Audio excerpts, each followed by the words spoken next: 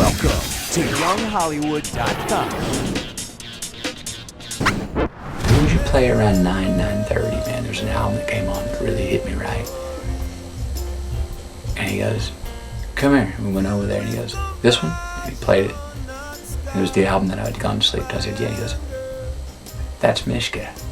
That's the guy I was telling you about on the way over that I was going to turn you on to. I was like, oh, right on. Hey everyone, it's Michelle Marie with Young Hollywood. I am here with Mishka. We're hanging poolside. Well, you grew up in Bermuda, grew up on a 40-foot sailing vessel, and the lifestyle is just completely different from what you're living now. What would you do for a day? What was your routine? Well, that's just it. There wasn't much routine. It was just, whatever the breeze brought our way, So when I was younger, I used to spend a lot of time windsurfing. I used to be homeschooled on the boat, and then as soon as I could be done with that, I'd try and get on the water and just go sailing all the time, Then as I get older, like 17, 18, I start write some songs on the guitar.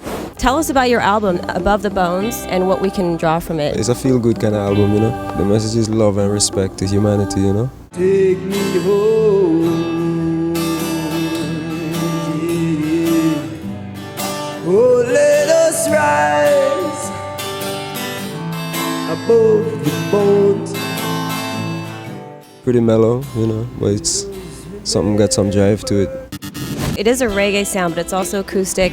How do you like to describe it yourself? You could genreify it as just folk music, and then other stuff is purely roots reggae music, and other stuff, it's just rock. They have a hard time putting it in a box, really.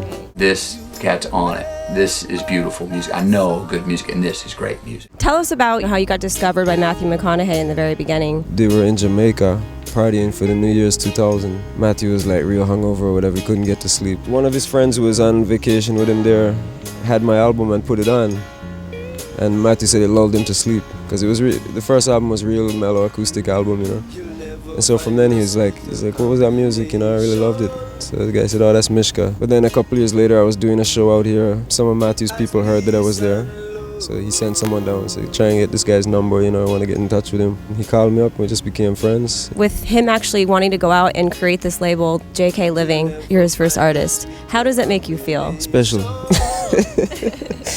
But it's nice, And Matthew is somebody who loves music, really genuinely. He listens to all kind of stuff. He's introduced me to a lot of good stuff. Where would you like to see yourself as an artist, in the next few years? In the studio. Touring and playing live is great, but I have a lot of material. I've written a lot of songs and I want to keep recording. Well, a lot of artists are coming together and working together. Is there anyone that you have on the horizon that you want to work with? Last year I was on tour with Xavier Rudd from Australia, and creatively I think we could do something cool. Kanan, I'm a big fan of his music, We'd love to do a collaboration or something. Hang loose, just one love and respect. Peace, love and music every time,